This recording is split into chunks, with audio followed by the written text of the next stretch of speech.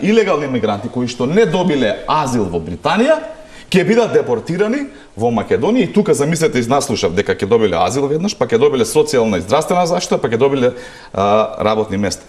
Само еден разумен човек нека седне дека размисли колку закони треба да се сменат во Република Македонија за да ова што го говорите вистина.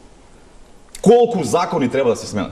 Во делот на законот за социјална заштита, во делот на законот за здравствена заштита, во делот на законот за вработување, во делот на законот за добивање на азил, во делот на проверките на АНБ, во делот на милион обврски кои што институциите ги имаат согласно законот во Република Македонија.